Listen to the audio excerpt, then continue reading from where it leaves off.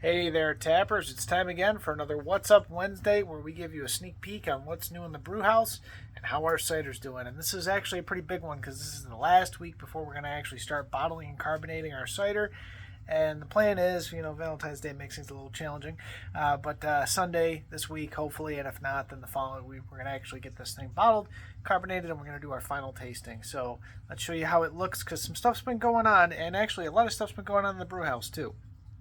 So as you can see here pretty clearly, everything is settled out quite nicely in all of our batches. You got a nice layer of sediment.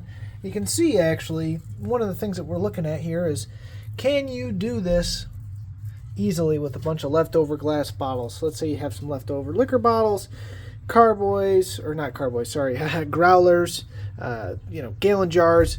Can you get the same effect of aging or settling in the smaller bottles that you can in the larger? It might make it a little bit harder as far as transferring, but I think effect-wise, it seems to be proving out as being pretty effective, honestly. I mean, you can see how clear some of these smaller ones are, so it's a good sign.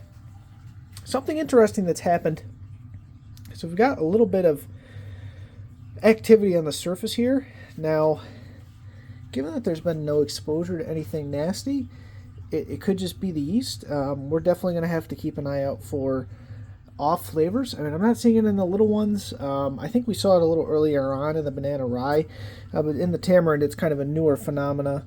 It doesn't look to be anything nasty. It's not mold or anything, but definitely got to keep a close eye on that.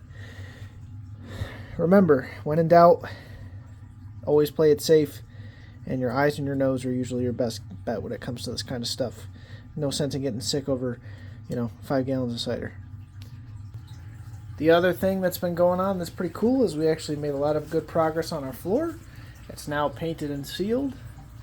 And we also did some nice hanging shelves, which we're pretty proud of. We got some cider that's aging there.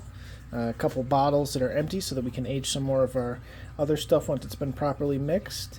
We like to leave some still and aged because honestly our cider is pretty comparable in our opinion to a white wine.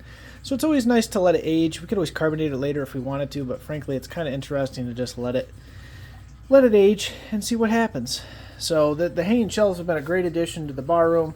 Definitely helped bring everything out. And as always our bar itself is looking phenomenal. And in the background here, in case you haven't already noticed, we have some longer length videos on YouTube. Definitely recommend. It's been a little while since we've made them, but there's a lot of good information in there. There's cider tasting videos, informational videos, so give it a look. And with that, have a great week.